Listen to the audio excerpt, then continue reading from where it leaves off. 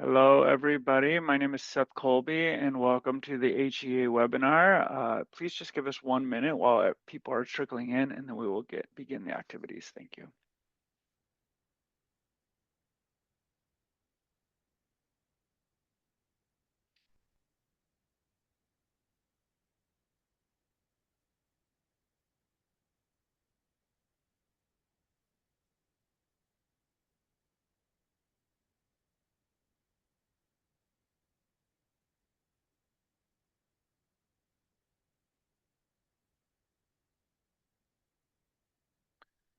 Okay, let's get started. So my name is Seth Colby, and today we're going to talk with Colin Moore, a UH professor from, or a professor from UH is the way to say it.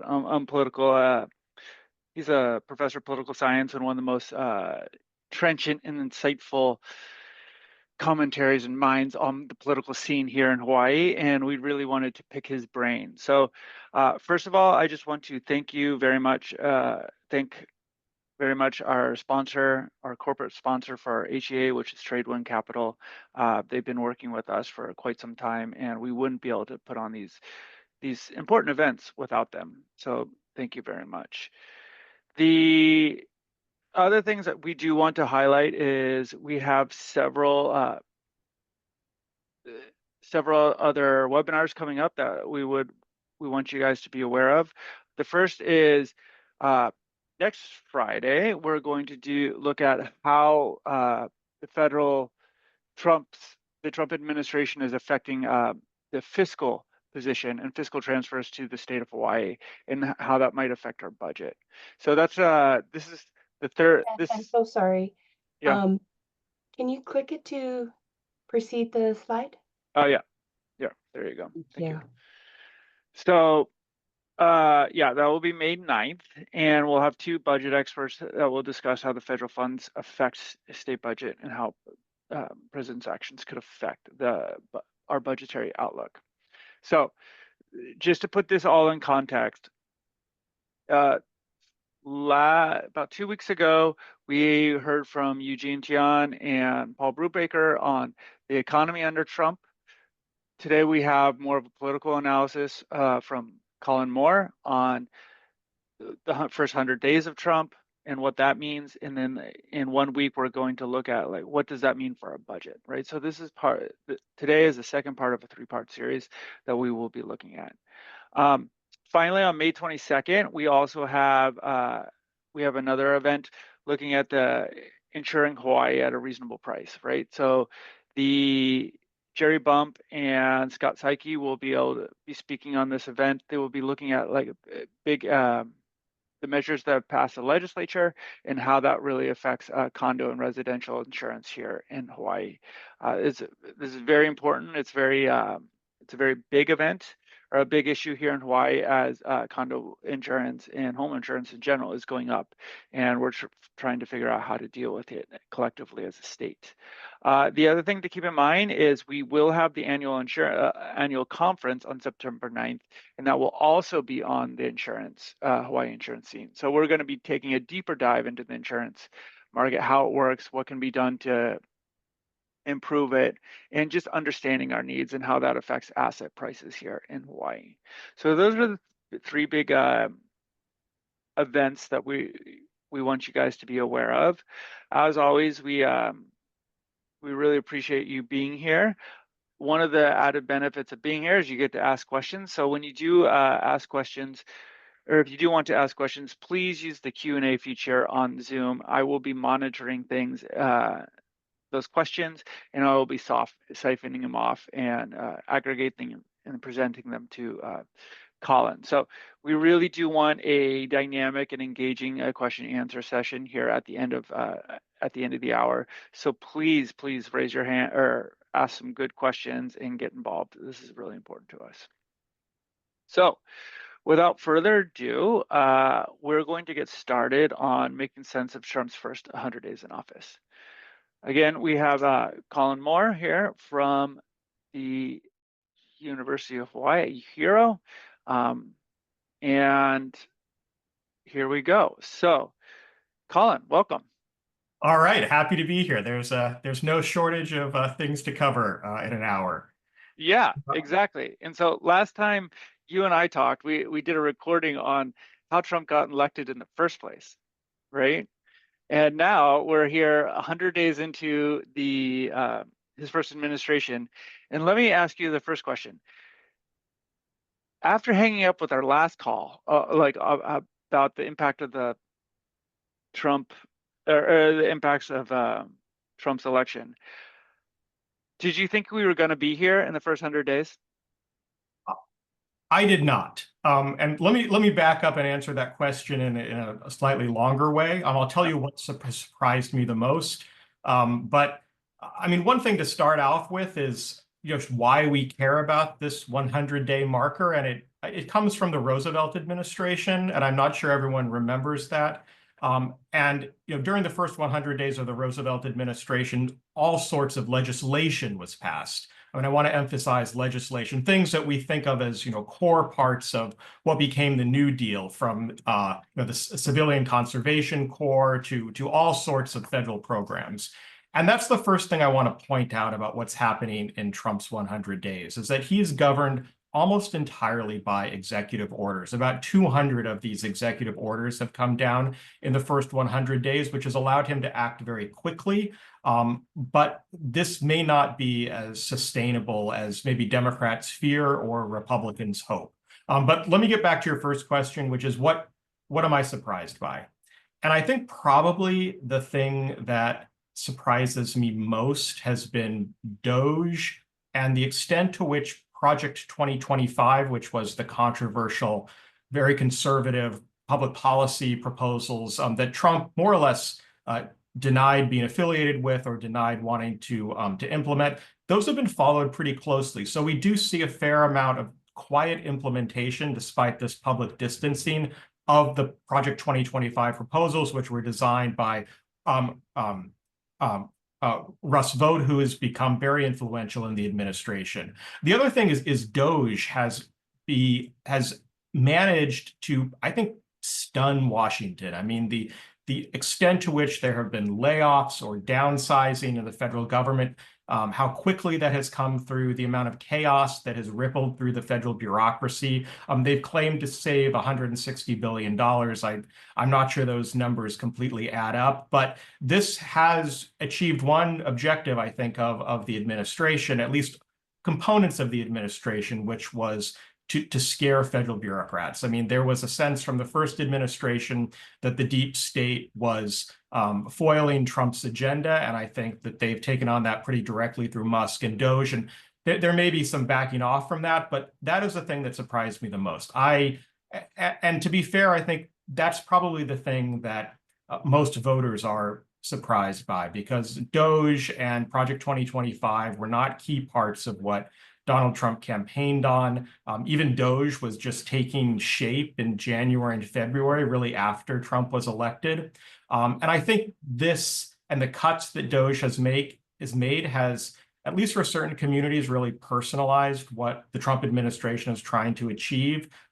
People they know are losing their jobs or feeling their jobs are threatened. I don't think Americans are quite feeling the potential fallout from that, but I think that will happen eventually. I mean, things will break in the federal bureaucracy. I mean, in where Elon Musk is coming from in Silicon Valley businesses, I think that's, as they would say, often a feature, not a bug. I mean, you can recover pretty quickly. I'm not so sure federal agencies can. So to answer your question, that was the thing that has surprised me the most. Most everything else that we're seeing, Trump largely promised to do when he was running for election. And so I think for Republicans who would have read carefully what the policy positions that the Trump campaign took, a lot of those are being implemented. Everything from tariffs on down the list to deportations, although they haven't been, they haven't reached the numbers, the 1 million deportations that Trump promised. But a lot of those would have been expected if you voted for Trump. I think the interesting thing about President Trump is that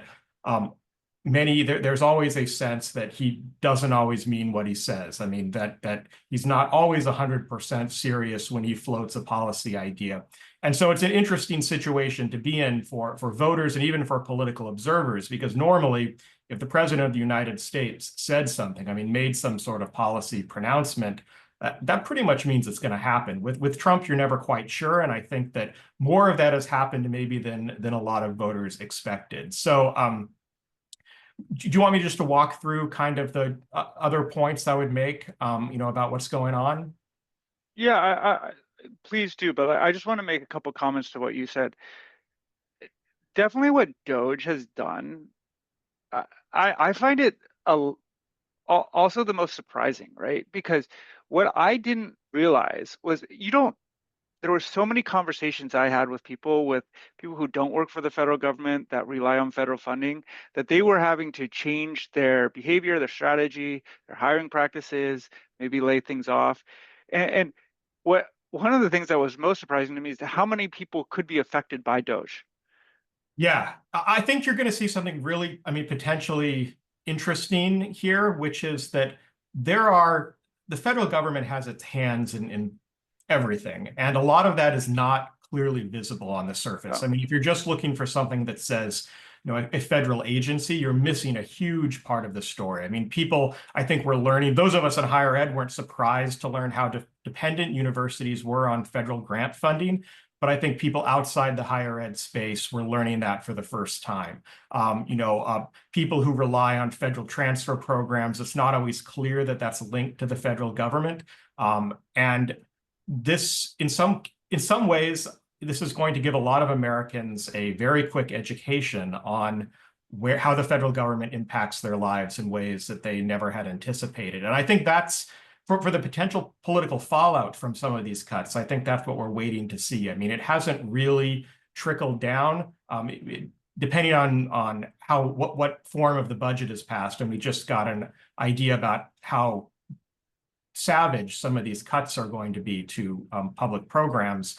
Americans really may begin to feel the effects, but they haven't really felt that directly yet. It's hit federal bureaucrats directly. It's hit some scientific agencies. That'll take a long time to shake out into the general public. But when people begin to see these connections, I think that you could see some dramatic moves in public opinion, and it may give people a new appreciation for federal bureaucrats or the federal government. We'll see. They're not usually a very sympathetic group when you poll, but that's because people generally think of this stuff in the abstract, not directly, not the programs or federal employees who I work with or who benefit me. So that raises a public opinion point, which I want to bring up, because I do think that ultimately, if President Trump is going to roll back parts of his agenda, it'll be affected by what seem to be pretty quickly sinking public opinion numbers. Now, in this highly polarized world we live in, there's going to be a floor. I think between 30 to 35% of the public will stick with President Trump no matter what. But already the approval ratings are down to, depending on what poll you look at, somewhere between 39 and 45%. That makes him a historically unpopular president in the first 100 days. And even among Republicans, you see some softening in support, particularly when they're polled about institutional issues like he is going too far in expanding executive power. There's a lot of skepticism among tariffs, and Americans really haven't even experienced the effects of those tariffs yet, but we're already seeing some political headwinds. Now, does that mean he's going to dramatically adjust his approach? I don't think so, but it does show that public opinion is moving very quickly. He is losing the support of independents, that group of kind of disengaged voters who also delivered him the election. They're moving quickly away. Young people are moving quickly away. And we're going to mainly see these effects through, I think, the response of Congress. I don't think that Donald Trump himself, although I think he does like being thought of as a popular figure, I don't think this is going to dramatically change the way he is implementing parts of his agenda, but it could create more headwinds for him in Congress potentially, which has been largely silent. So let me talk about one of his wins. And Vice President J.D. Vance had a op-ed in the New York Times today, which I think is worthwhile to read because Vance is a very strategic figure. And I was interested to see what he highlighted. And not surprisingly, it's probably the biggest win of the Trump administration, which is their border crackdown. You know, this has been a big political win. There's tremendous legal fallout that we're still trying to understand, particularly around the Abrego case. But border crossings are down sharply, and that's what Vance highlighted in his op-ed. And I think that's been their biggest win. Their biggest loss so far, I think, has been the risk of recession. The very the market volatility, although that has calmed down a little bit, and the pretty fierce response from Wall Street in the day of liberation announcements on reciprocal tariffs. I think that even scared the president a little bit. The next point I would make is, and just thinking about the major highlights, we've never seen a White House take on the culture war as aggressively as this president has.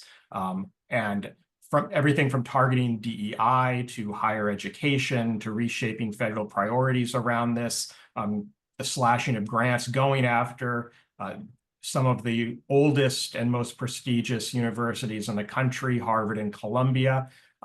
That's been something we've never seen, and they've pursued it more aggressively than I thought they would. And they may be overplaying their hand. I think that higher ed in particular has felt, especially Harvard, felt like the Trump administration gave them an offer they had to refuse. And this, interestingly enough, has made universities somewhat more sympathetic characters than I would have thought. They've also, the way they've gone about this has surprised me. I'd expected them to go after grants related to humanities and social sciences, but the extent to which they've gone after grants in the hard sciences, in medical sciences, biosciences, that has surprised me, because that is something that Americans overwhelmingly support. And we're seeing that in the polling data. This is actually one of the least popular things that Donald Trump has done, is to go after funding for medical research. Colin, can I jump in real quick here? Because Sure. I think it's also interesting that what we're talking about is the last 30 days of the 100 days, right? So the first 100 days, you saw, like, they reversed a lot of these DEI things, and all of corporate America also jumped on board with that, right? So it seemed to me, and tell me what you think about this, it seemed to me at the very beginning, they did have some momentum that was, resonating with the electorate. And then it seems like they're starting to overplay their hand in the last 30 days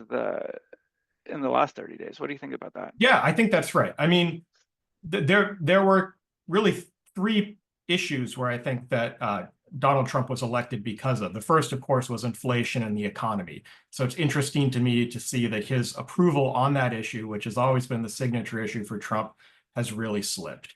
But border crossings, immigration, that has been one of the wins. And then you mentioned DEI and kind of the woke culture war politics. I think that a lot of the rollback of some of this has been popular. I think that if they had just stuck with that, you wouldn't have been seeing some of the declining public opinion. That was never all that popular among the electorate. I think that was one of the reasons. I mean, I'm talking about the unpopularity of Donald Trump, but we also have to imagine that the Democratic Party is historically unpopular. And a lot of that was because what Americans felt that they had gone far too to the left in the same culture war issues, things that kind of go under the general umbrella of woke, but included DEI policies in higher ed that a lot of Americans frankly disagreed with, and Donald Trump started to roll back. So I agree with you that initially, and that's more of what I expected, some very public, almost performative attacks on those very kind of well-bounded culture war issues, but not so much on other things. And we've seen it expand much beyond that. I mean, going after Harvard generally, not just on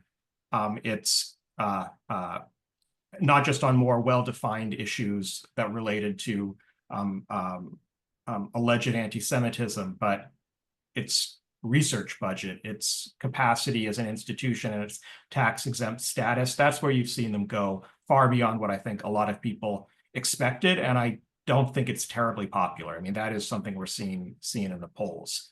Go ahead. Do you think this is, so one of the things that I found that's quite interesting is they don't trust the bureaucracy. And so they're trying to bring in people to oversee it. And then their plan is to kind of fire them or dismantle it, right? But their team is so thin that a lot of these issues that, like, if it would have been implemented by people who are with a steady hand that really understood the issue, and they would have been more successful. And one of the big issues is what people really don't understand is it takes thousands of people to manage the federal, like the executive bureaucracy, and especially in this case where if you take Trump's interpretation, they want to empower the bureaucracy or the administration, not the bureaucracy, sorry. But if they want to do that, then they need thousands and thousands of people that are really technically competent. And one of the issues here is you could argue, I mean, okay, fine, argue about the cabinet picks and stuff, but even below that, they haven't appointed anybody. Yeah, it's very thin.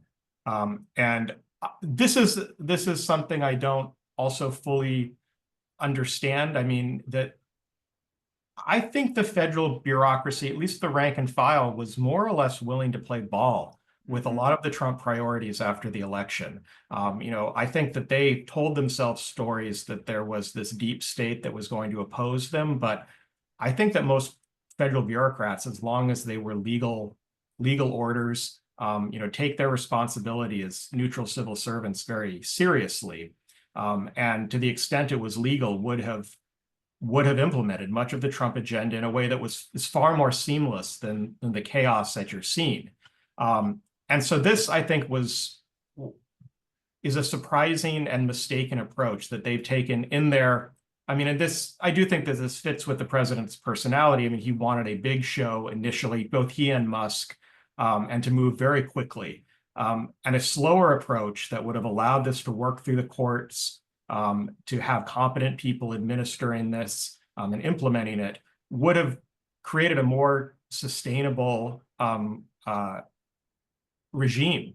But I think now what you're going to see, and which we're already seeing, is a lot of it being blocked through court orders, things that they want to implement that they're not able to implement because they don't have the expertise, amateur hour mistakes. I mean, I'll go back to the Harvard example with the Trump administration saying that the letter they sent that Harvard ultimately led it to oppose the administration was a mistake. I mean, you see these errors, and you wouldn't see that in a professional administration. But what I do think is that after the first Trump term, the president convinced himself that having these old Washington hands was a mistake, that even if they could move things more smoothly, they were going to ultimately block his agenda. And he was probably right about some of this. I mean, what we understand from the first administration.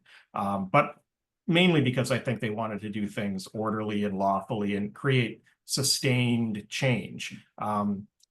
So that's all to say that I think that, if you were, that this has been a strategic error on their part that's going to continue to compound, because I don't think they're going to be able to recruit people who have that talent, even less so than before, because they have been very clear about how they feel about experienced federal bureaucrats.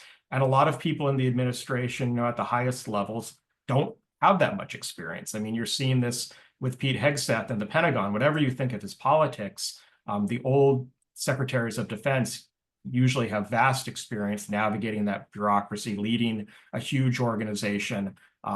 And without that, there's going to be mistakes. And we're just beginning to see that, which will ultimately undermine Trump's agenda. So I suppose if you're a Democrat, that would cheer you on. And I've heard people say that what will ultimately save people who disagree with Trump from the Trump administration is their kind of shambolic approach to implementation. That if they were more careful, more measured, they could create a more sustained long-term regime. Yeah, just I know most about economics, right? And so the economists that I know, most economists, you line them all up, don't think tariffs is a good idea. And if you were to do tariffs, it's a very small minority and you had to do it in a very special way. The fact that normally that the the economists that would go work in Washington, D.C. simply refused because they knew that they couldn't abide by, it was like intellectually and professionally dishonest to be part of this administration. And then they lose out all the way down. Those are the people who are talking one-on-one with different countries. Those are the people engaged in bilateral negotiations. And the fact that they don't have this is a huge unforced error, in my opinion. So I definitely agree with it. Here's a question for you. Let's say they didn't do the tariffs, no Liberation Day, right? Let's say they raised it to 4%. Everybody's expecting 10. What do you think his approval rating would be right now? Much better. I think that is primarily what is driving it. And that's what surprised me so much about how aggressive they moved on the tariffs. I mean, it engaged politically a group of voters who I don't think were all that opposed to Trump. I mean, these are sort of moderate voters who were willing to give him the benefit of the doubt, even on the second administration, who then began to see these hits to their 401ks, became worried about sourcing for their independent businesses. And that has shifted public opinion more dramatically than I think pretty much anything else I can think of. I mean, there are concerns, and I mean, depending on how you look at these polls, from some of the international things related to international relations, particularly the kind of now infamous exchange with Zelensky in the Oval Office and the administration's at least seeming friendliness to Russia and Vladimir Putin. That isn't all that popular, but it's not the sort of thing that engages average voters. I mean, Donald Trump promised to bring inflation down, bring the price of eggs down famously, create a booming economy, and so far he hasn't delivered, and that was primarily what he was elected for. So if you're imagining a counterfactual here, what if Trump did some of the more popular cultural war items, like going after parts of higher ed, enforcing border security, did a few strategic tariff increases, maybe 4%, and then basically declared victory for the Biden economy? Where would he be right now? I think he'd be, I mean, I would bet that he would be 8 to 9 points higher than he is in his public opinion polling. But I also don't think that that is what Trump wants to do in the second administration. I don't think you can discount the fact that he sees himself, particularly after the assassination attempt, as a world historical figure that now wants to move the country in a direction, and that he is governing a lot by gut instinct. He is, from the 80s, Donald Trump has been supportive of tariffs. I think that the people who surround him now are core MAGA and Trump supporters. I think that there aren't figures in the administration like there were in the first one to push back a little bit. And I think that there's a philosophy among at least the Republicans who surround him, that they always call kind of let Trump cook. That Trump has good instincts, let him make his deals. Don't second guess Trump, because it usually ends up well for him. And I think that there is just tremendous trust among MAGA and among most of the administration figures that he is just uniquely, naturally lucky at some of this. And so you see basically no pushback. Yeah. So right now, Trump has bad approval ratings for a president. How are the Democrats doing? Democrats are doing bad. So although Trump is bad, it's not as if people say that they'd rather have Democrats in charge. Now, you have to be a little careful with this, because Trump is the president. He's a person. When this is polled about Democrats, it's Democrats in the abstract, congressional Democrats, and that usually generates much lower polling than polling about a specific figure. But both are unpopular. And I think that if the question is, how are Democrats going to mount an opposition to this, even though Trump is quite unpopular, they haven't come up with a clear answer yet. I mean, my suggestion to Democrats would be, first, that they don't fight Trump on every single issue. I think that there's a tendency for Democrats to say everything Trump does is unconstitutional or a crisis or illegal. That's not true. He is the president of the United States. The president, the power of the executive has grown dramatically. And this didn't start, this started a long time ago, of course, but really grew during the George W. Bush and Obama administrations. So I think carefully picking their battles, and I think some of them that have emerged as most effective are, well, not just the obvious ones like trouble in the economy, but also these institutional issues seem to be resonating with voters. The fact that Abrego Garcia was deported without due process, that has polled surprisingly poorly for Donald Trump, that Americans are much more concerned about these institutional checks and balance issues. I think that emphasizing the constitutional order and presenting the Democrats themselves as the party of normalcy and democracy and law, because we haven't quite seen a constitutional crisis where the administration defies a direct court order, but that would be deeply unpopular as well. And so I think that's the narrative Democrats will have to develop. I don't think the kind of resistance which was associated with the progressive left of the party that was tried during the first administration is going to be all that effective. It has to be a big tent defense of the constitutional order resistance for Democrats, I think, to resonate. Because there's still this sense among the public that the Democrats are deeply out of touch culturally and economically because of some of the statements that were made as inflation was increasing during the Biden administration. Yeah, one heuristic I've been using is, would a traditional Republican candidate be doing this? And in about half the cases and policies, you could see that, like, Mitt Romney would be reducing the size of Medicare, right? Like these are not ridiculous things for a Republican administration to push through. And then there's other things that are much more sui generis to Trump, and I found that to be helpful for me.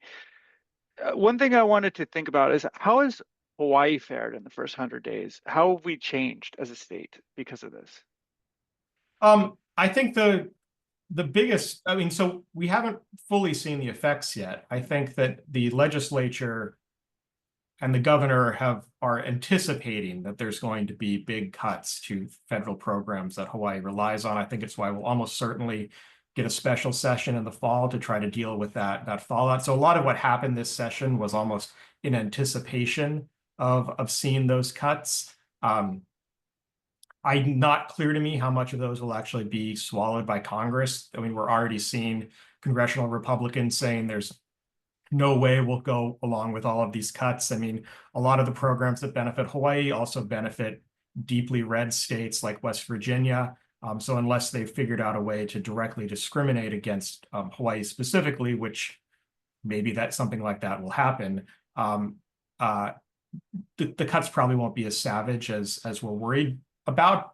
Hawaii also has at least one countervailing factor, which is our strong defense presence. And so that will probably lead to a little more investment. But nevertheless, I think that the big issues I'd highlight for us specifically are the effects on tourism. I think we're still trying to figure that out, but it's pretty clear that international tourism, which was falling before, is in an even steeper decline, especially the Canadian market, which we're very dependent on. I think the stock market volatility will reduce people's likelihood to take a very expensive trip, like a trip to Hawaii is from the U.S. mainland. I think that the fallout, which again we're still trying to understand from construction that would be hit by tariffs, that's a huge part of our economy. Federal workforce cuts, although we're protected a little bit because because of the number of people who work in the defense sector, but that's already affecting UH, NOAA. A lot of the research and science part of our economy are in areas that the Trump administration has been working to defund. And if some of these cuts go through, we're talking about on major social programs like Medicaid and SNAP. We're over 100,000 people could be in danger of losing big parts of their benefits. And the last thing, and this of course just made the news, is the conflict between the administration and Hawaii is pretty clear, and the governor is pretty clear. Climate change policies. Strangely, I'm not a lawyer, but I understand that the Trump administration has now sued Hawaii even before our case has been heard. This is about the climate litigation. So we'll see how that shakes out. I mean, Hawaii is joined by some other blue states there. I think the Can you help me understand why Hawaii would even do this? It seems like the idea that we're going to win against this claim is a little bit political on our end, and it just seems like we're engaged in picking a fight, which we have done. So why would Hawaii do this right now? Well, that would be a good question for the governor. Yeah. I mean, I think that this is part of we're not the only state. Yeah. I think that it comes from a philosophy, my sense is from thinking about this like the tobacco settlements, and that this would be a way for a really vulnerable state like Hawaii to get funding from the fossil fuel companies to mitigate the effects of climate change. But why right now? I mean, it's a public fight. It's probably going to be a popular fight. The fossil fuel companies are not particularly sympathetic characters, forcing the administration to defend oil companies, which I think they're happy to do, but that's not a clear political win. But I would be curious to hear what how the governor and AG would think about this, because I agree with you that I wonder if that's the fight we want to pick right now. Okay, so here we are 100 days in. Where are we going to be? Can you paint? We don't know where we're going to be in 100 days, or even a year from now. We don't know where we're going to be next tomorrow. week. But can you paint some different scenarios for us about what different scenarios could look like, and what should we be looking out for as that would increase the chances and probabilities that we're going down that scenario outlook? So what would maybe moderate Trump, or yeah, so like maybe Trump backs off and he lives with 10% tariffs. He starts focusing on the regulatory agenda, which I think would be quite popular, instead of like major cuts. Or maybe he's a mercurial figure, or maybe he doesn't. Maybe he's just like, I will go down with the ship, and there's a massive, we have to think about midterms, what happens, razor sharp majorities. Or maybe they get everything they want and they tank everything and they bring forward all of all of these fiscal reckonings and stuff. And there's a lot of different possibilities that I think we should consider. I mean, a few things that I would think would maybe cause the administration to moderate or to pivot.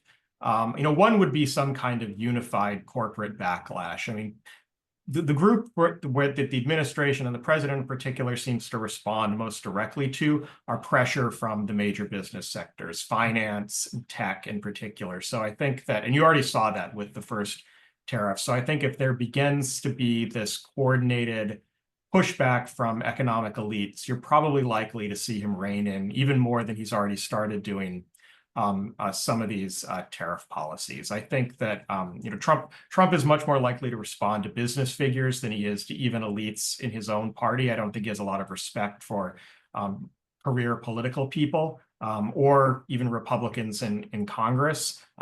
So I think if you're going to see moderation, you're probably going to see it from there. Maybe to some extent, defection among elite Republicans or in Congress, and you may see this beginning when they're asked to swallow the huge tax cut plus these cuts to federal spending in the budget. Governors or senators or big donors that start to break with him, probably not personally. I think they're very unlikely to ever criticize the president directly, but over these particular policy bills, you might see him begin to moderate a little bit. And of course, there's going to be constitutional constraints. The administration is very good at going just to the edge, but not quite over. And I think they're careful enough that they don't want to actually defy a Supreme Court order or create what would be a very clear constitutional crisis. So as they begin to lose more court battles, because I think they will, you might see them pivot in slightly different directions. And there's probably some other possibilities too, two of which I think are almost certainly going to happen no matter what, that will at least cause them to rethink parts of their agenda. One is going to be a big administrative mess. Some, because of the Doge cuts, I don't know where it will happen, but there will be a huge problem in delivering some essential federal services, whether that is through Social Security or the VA. Something is going to break. I don't know what that's going to be, but it's probably going to be something pretty major. And that's going to really politicize and expose what I think is becoming an understaffed and more politicized bureaucracy. That could cause them to moderate somewhat, and then maybe some kind of foreign policy crisis. We haven't talked about international relations much, but I think that's been another one of the more shocking things, is the extent to which the Trump administration has managed to make even our closest friends like Canada think of us as a threat. Yeah, no, I think these are all good points. So Sam Pooley has an interesting question: has there ever been a historical precedent for somebody like Elon Musk in the administration? So there certainly have been outside actors who have been charged with reforming the government. I mean, Herbert Hoover is the classic example. There were two Hoover commissions. Of course, Herbert Hoover was a former president, but he was acting in his capacity as a private citizen and was selected to run these Hoover commissions, mainly because he was a business genius before he became president. And there's been other examples, but not in the way that Musk has operated, where someone has retained their status as a wealthy private citizen with this level of influence. I mean, to the extent that those people have played roles in previous administrations, and they certainly have, they have been cabinet appointees. They've had official appointments to federal agencies. So Hoover would be the closest example I can think of to a private citizen who's been given this level of access and authority. But there's always been stars, and the president can bring in whoever he wants and Sure. direct them to do things. And if the president wants to follow his guidelines, he can, right? I mean, there's nothing like extrajudicial about what they're doing. It's just Elon Musk also owns a big media company. Well, and the way he was appointed, it's a little unclear. So I can't think of I don't think there's any quite direct parallel to Musk, but you're right. The closest would be the various czars or some reformers, maybe some figures during the New Deal, but nothing quite like Musk. I mean, the extent to which a single private citizen in kind of an unclear position exercised that level of power. Yeah.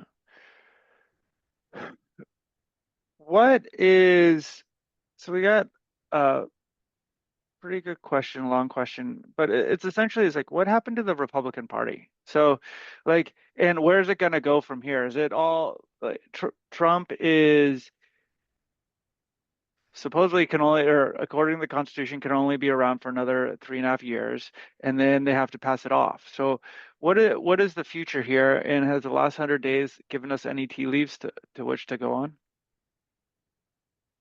This is a great question. It's something I've thought a lot about, and that's something I didn't mention in this wind up, was that Republican Congress has basically been absent. I mean, they have pretty much existed so far as a rubber stamp, and the Speaker of the House, Speaker Johnson, has basically cheered along everything that Trump has done. I mean, and this is interesting because this is famously not how the Constitution is supposed to work. I mean, it's set up so you have sometimes people describe it as an invitation to struggle, that institutions are supposed to be jealous of their own powers and push back when those powers are threatened. That's something you're not seeing at all, that Congress has willingly been giving up its powers to the executive. Now, that's not unique to this Congress. I mean, we've seen as the country has become more polarized, Democratic Congresses have been more deferential to Democratic presidents and vice versa. But if the question is about the future of the Republican Party, the Republican Party is a MAGA party. I don't think that there's really any daylight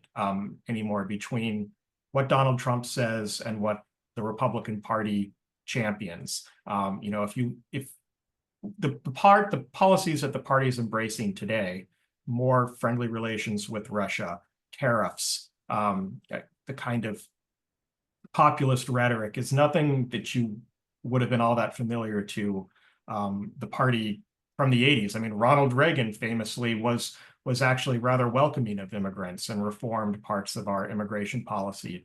So I think that it will take a very major, and for most Republicans, I should say, even those who might be privately skeptical of some of what Trump has done, they're far more worried about a primary challenge or being singled out by the president than any kind of general election challenge. That they think that to the extent that they might be vulnerable, they're going to be vulnerable in their primaries. And what would make them vulnerable is to oppose the president right now. Now, this may change a little bit as public opinion changes. I mean, a big electoral loss in the midterms, that could trigger some kind of reckoning. It could give the more moderate GOP governors another shot, people like Brian Kemp in Georgia, to pivot the party a little bit back to its historical roots as a more moderate kind of Chamber of Commerce, pro-business, but more traditional Republican Party. I think that's probably only going to happen if it becomes very clear that Republicans, and many of them, are beginning to lose their seats in what would have been thought of as reliably conservative districts.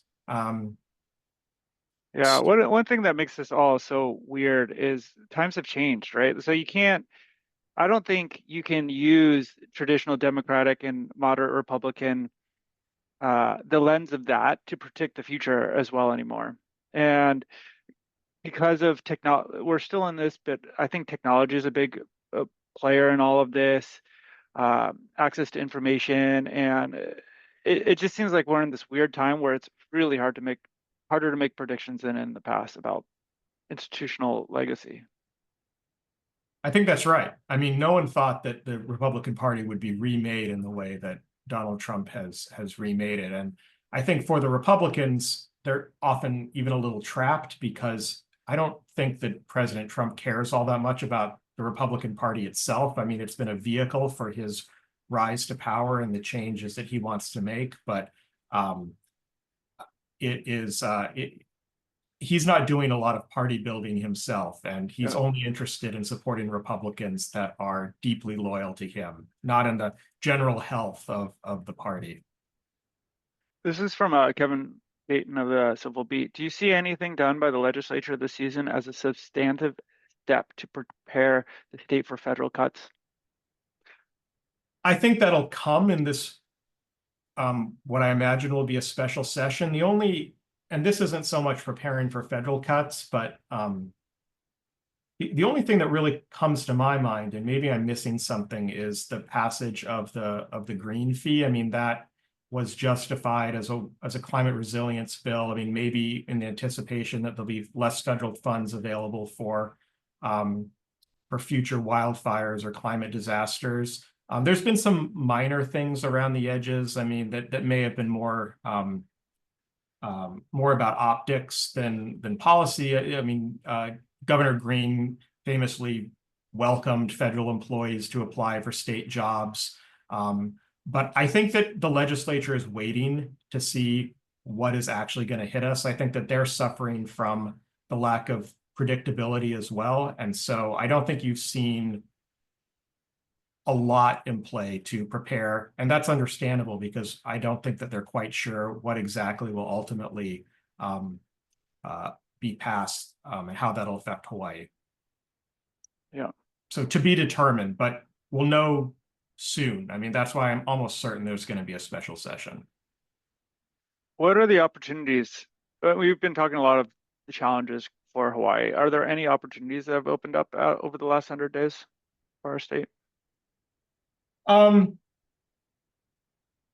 I don't know if that there are clear opportunities. I mean, I wish there were some obvious ones. I mean, I think that defense is going to be partially a bright spot for us. I think that, I mean, and that has been in the president's budget. I don't know how much will come straight to Hawaii, but I think that defense spending will almost certainly increase. And that might be a way to mitigate some of the costs. I think that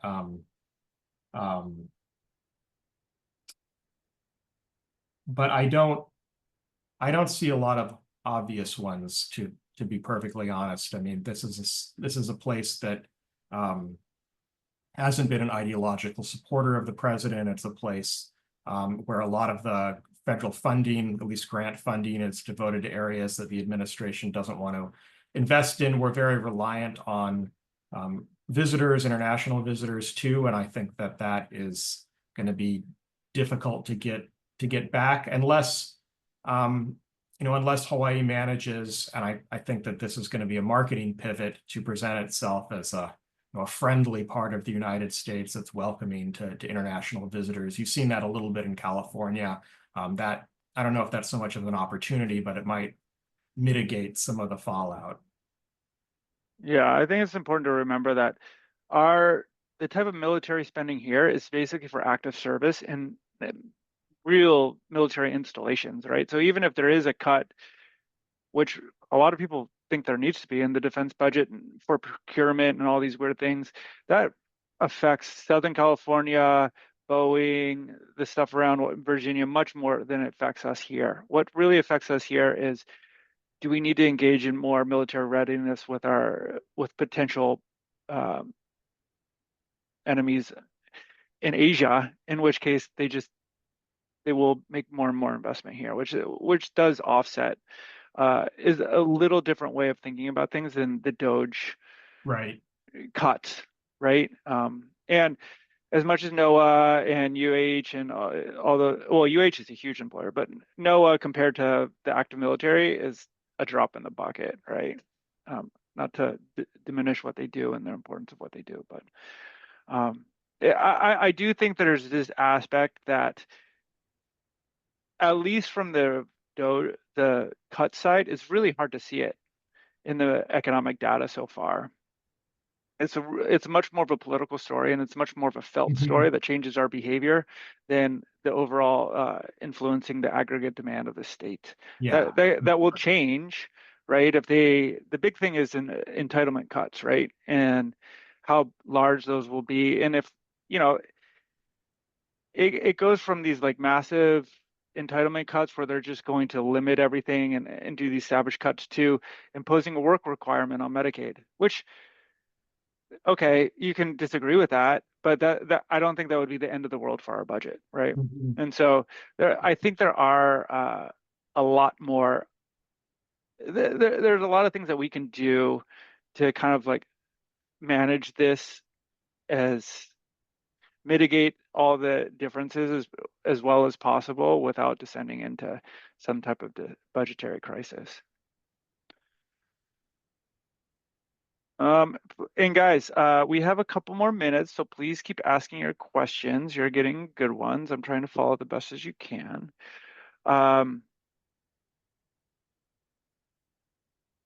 Is there ways that we, during the first Trump administration, kind of dissident economies and governors stuck together to create a resistance movement, California and Hawaii, Washington, these blue states. Is there a way to create another economic alliance here in this term, or is this time different? Did it work last time?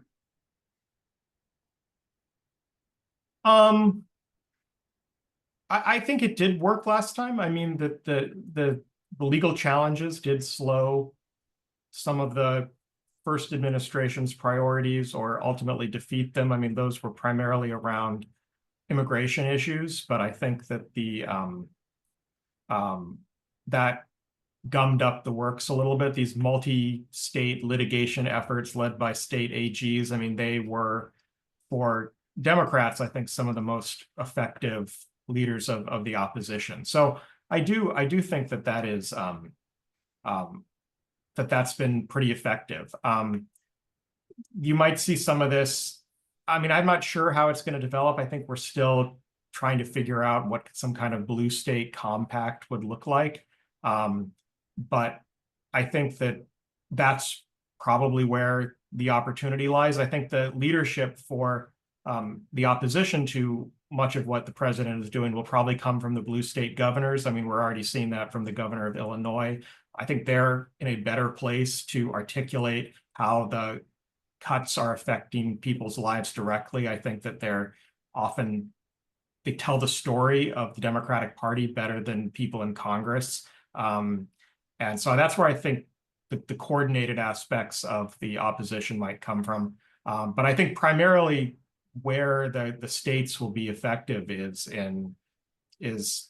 through lawsuits, slowing the progress down. And I think that is probably the strategy, which is to create as much legal resistance and to slow the implementation down until I think the Democrats hope the Republicans lose at least one House of Congress in the midterms. So it's not so much, I think, overt resistance as it's going to be using probably the power of the AGs to slow down implementation and to create the kind of legal quagmire that they did in the first administration, which was probably the most effective tactic. How is Trump actions going to influence the relative power of states versus the federal government? That's a great question. Well, it already has. I mean, it happened in the first administration. Democrats rediscovered their love of states' rights. I mean, that was always a Republican issue because states' rights became a way for conservative states to resist a lot of the more progressive changes, from the Great Society programs on. And I think Democrats have rediscovered federalism, blue state federalism. And what may end up happening, interestingly, is that I think one thing the left and the right agree on now is that the states should have a lot more autonomy and control. And I don't think that's going to change depending on who's in the administration. So you may begin to see this historical move of devolution, more powers returning to the states. I mean, this is something Trump wants to do for education. But this may be an area where the blue states are willing to play ball too, and I think the red states have always been for this. So that's one of, I think, the most interesting things to watch in terms of institutional powers, because right now, other than the Supreme Court, the biggest checks on the power of the presidency have come from states, and so red states have always wanted to increase the sovereign powers of states, but I think most blue states do too now. So we may begin to see more observable support for dismantling the centralization and federal oversight and returning a lot of more money and more authority to the state level, because I think that's something pretty much both sides want to see for defensive reasons. Yeah, and so this is one of the hard things that we're dealing with as a state. And this follows up, Kevin Dayton sent another question. He's like, how do we mitigate the things to cope with budgetary cuts? But budgetary cuts are one way of increasing state independence, right? Is like if you want to provide these services, you can provide the taxes, and you can run the things the way you are. And so the elements of the famous laboratory of democracy will get even more extreme. Yeah, that may very well be. And you may see, I mean, we sometimes talk about high service states and low service states. I mean, states that provide a lot of social services and other things to their residents, and states that don't provide those. I mean, California and Texas being the kind of iconic examples. But you may see even more extreme versions of this, where it becomes really obvious that the level of public services provided in in a state that's decided not to tax to pay for those is much more obvious than states that have. So that divide may grow. I mean, the one challenge for Democratic states is, this is my reading of the election. People are really upset with Democratic governance, which is they were providing the taxes, but they didn't seem to be providing the services. Yeah. And so I think it's going to be an uphill challenge. And Hawaii has been a big part of this. We've been losing population. There was a large swing of support for Trump. I don't necessarily think it was for Trump, but I do think people have been frustrated with the level of governance. Go ahead.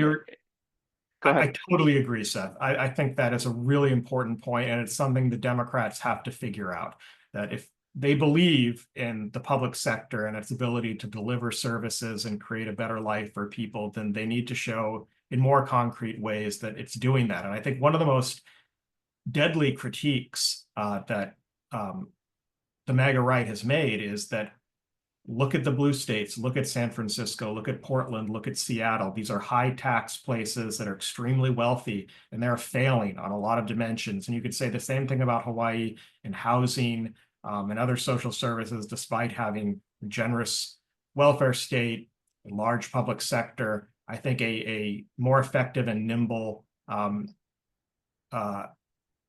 set of a public sector ways to deliver services, that's up to the blue states to prove that this model that they've embraced is working, because it's not enough. And I think sometimes in the Biden administration, it was defending government and public employees just for the sake of for ideological reasons, and they weren't delivering at the level that people wanted them to deliver or expected. And I think rightfully so. And the failures of the big blue states at most basic policy levels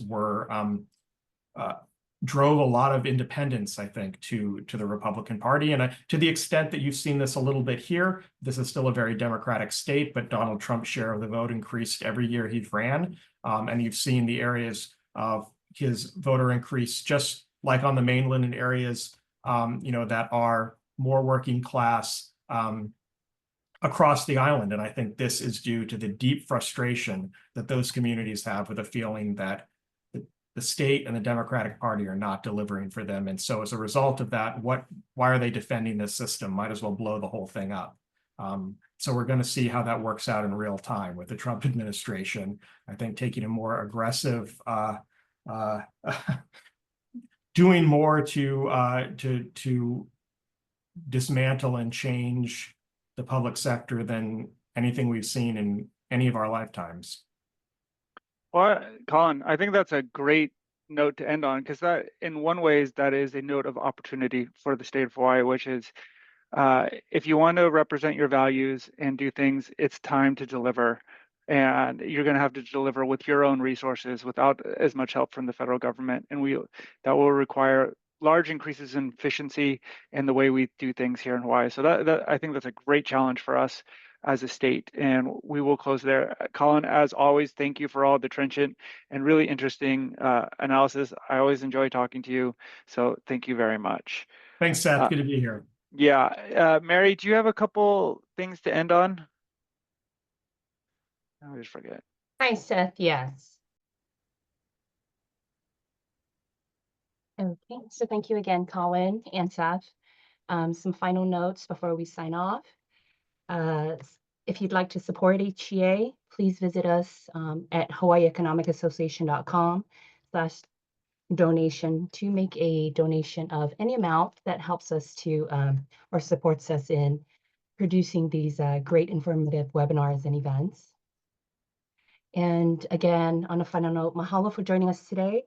We do want to hear back from you so we can improve or continue anything that we may be doing right or needing improvement on. So that would be tinyurl.com. I did put it in the chat /HEA feedback 502, which is on your screen. Again, mahalo and thank you, Colin and Seth and everyone for attending. And hopefully we'll see you next Friday on May 9th. Mahalo.